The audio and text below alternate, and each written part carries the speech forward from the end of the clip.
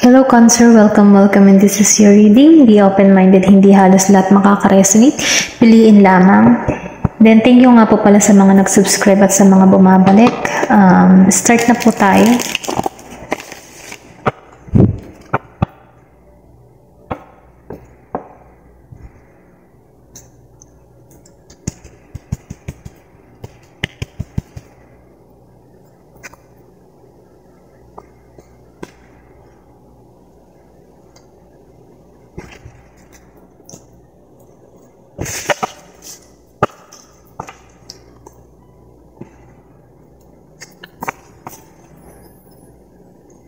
Two of Pentacles reverse. Oh, the Devil. Upright. Five of Swords.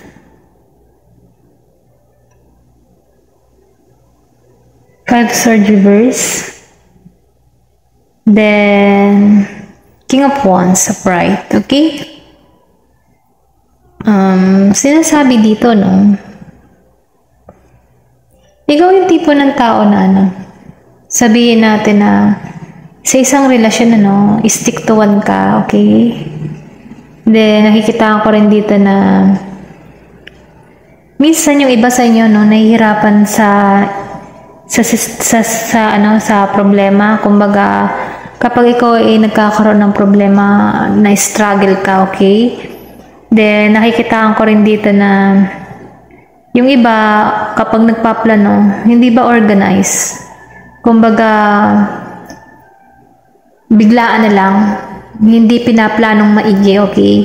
Dahil doon, nahihirapan ka sa sitwasyon. Kaya siguro lumabas din yung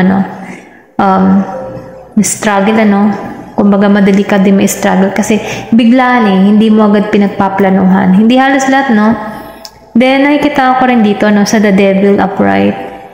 Maybe meron ka ditong sabihin natin na may pagka-toxic, Pero hindi halos lahat, Maybe yung person mo or pwede rin ikaw, Piliin niyo lang kasi mas kilala mo yung sarili mo, Then, nakikita ko rin dito na yung pagka-toxic ng energy niya, sabihin natin na meron siyang hobby na hindi ba maganda para sa kanya, okay? Kumbaga, nahihirapan siyang alisan yung hobby na yon na alam mo yun, yung tipo na hindi rin maganda para sa kanyang kalusugan. Kasi the devil, meron niyang kumbaga meron siyang addiction, obsession, then may mga toxic energy, or pwede rin sabihin na may toxic person. Okay?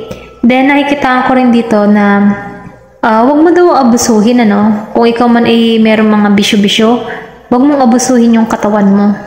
Or wag ka magpatali masyado sa mga bisyo na iyan. Kasi, yan yung hihila sa'yo pababa, okay?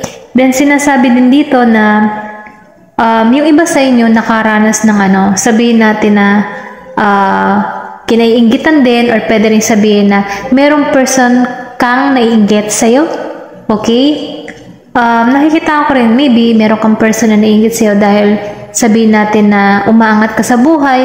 Kasi kahit baga may partner ka, meron time din na nakakaramdam siya ng inggit sa pamamagitan ng yung personal mo, yung character mo, Kumbaga, nagkakaroon dito ng kompetensya imbis na magkaroon ng teamwork, Kasi may ganong energy, may pagka-toxic nga.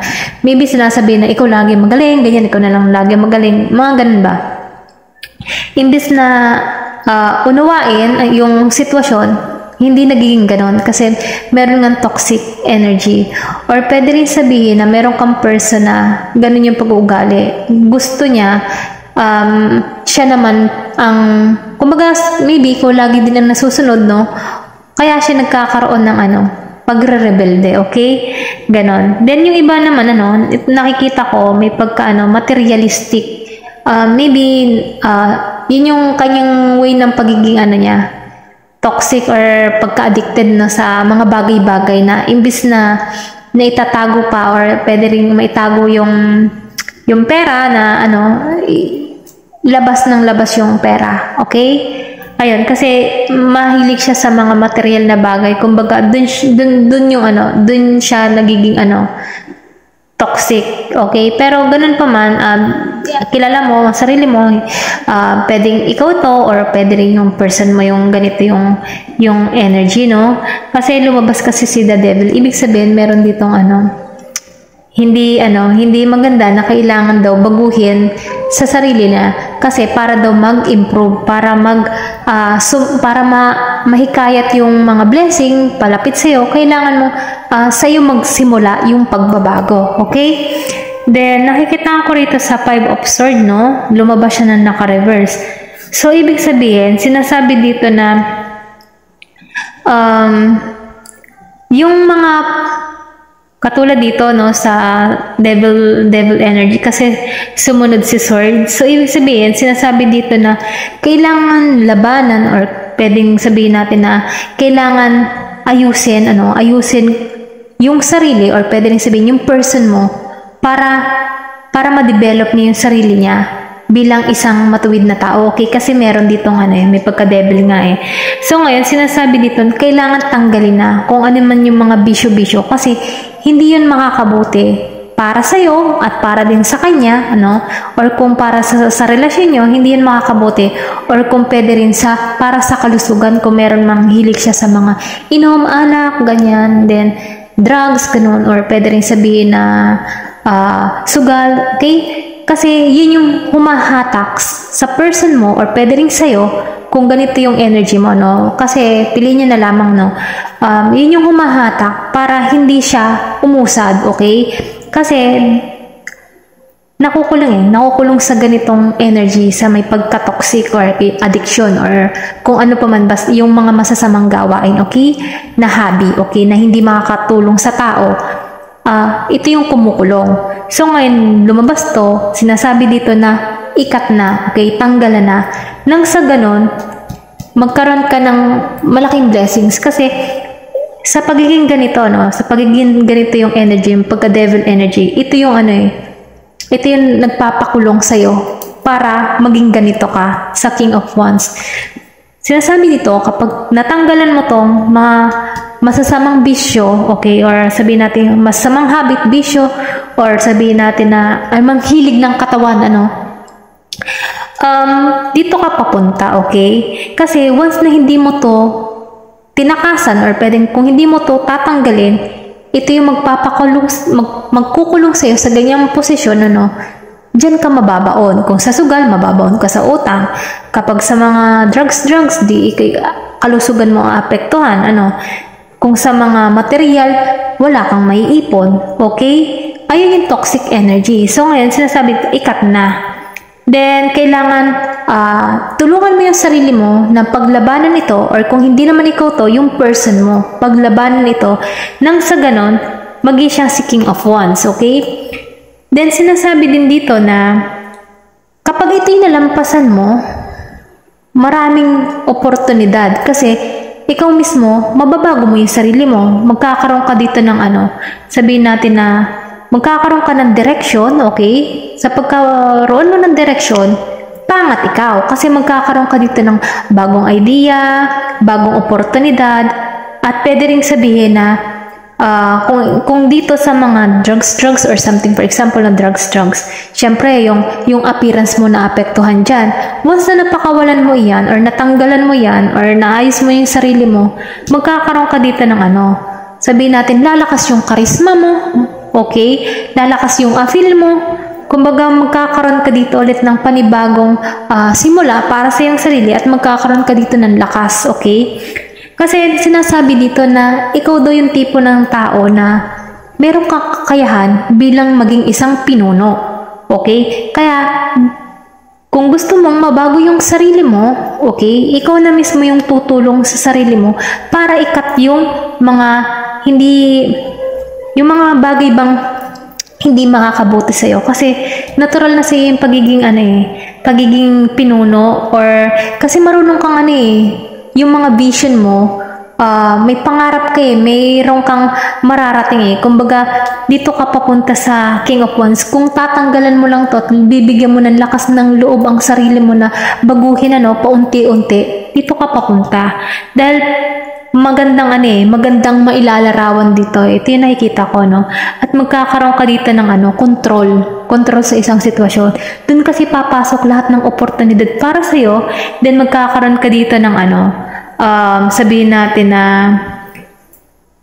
passion sa ginagawa mo, okay? Magkakaroon ka dito ng maraming oportunidad na katulad ng King of Wands na may kasi ang King of Wands kasi may parang mga pioneer, entrepreneur, ganyan, big leader, big opportunity yung kumbaga passion siya sa mga ginagawa niya kasi handa na kumbaga handa ka ng sumuong sa panibagong hamon ng buhay, okay?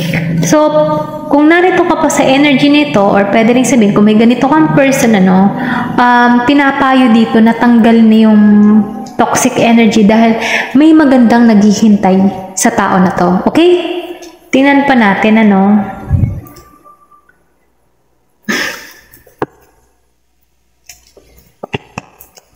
Or pwede rin sabihin na tanggalin na lang yung pagiging negative na mag-isip, okay? Yung halimbawa na nagkakaroon siya ng self-sabotage. Kasi pwede rin kasi yun maging toxic energy, may pagka-devil energy. Kasi siya mismo yung kumukulong sa sarili niya.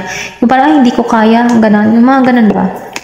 Ayun na yung nakikita ko, Pero once na natanggalan mo to, dito ka papunta sa King of Wands. Talagang born leader ka. Ayun, natural born leader. Kumbaga, lalabas yung natural ng pagiging pinuno. Hindi mo akalain kaya mo pala yung ganun. Okay? Tingnan pa natin. Then,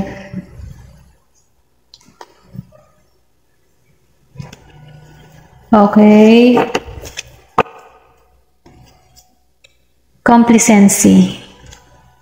Perfection. Renewal. O, diba? Narito kayo Kumbaga, ayaw mo pantanggalin yung mga energy. Kung makikita mo yung energy ng babae, nababalutan ng itim. Kasi, dun siya nakatuon sa kumbaga nakatuon siya sa mga pagkawala, dun sa hobby na hindi maganda, dun siya nakatuon So, ngayon, kapag natanggalan mo tong ganito, kung makikita mo, binibigyan ka ng buwan, kumbaga mayroon pang nakatago, kumbaga may lihim pa na naghihintay sa'yo na para mag-renewal ka, okay?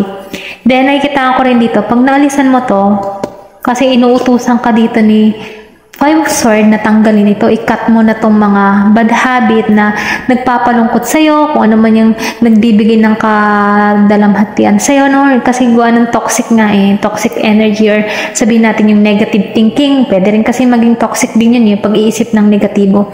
Tanggalan yan, okay? Kasi once na tanggalan mo, dito ka na papunta Kung makikita mo, maraming blessing kasi ang grapes is abundance. Ibig sabihin, dito ka papunta, magtatagumpay ka.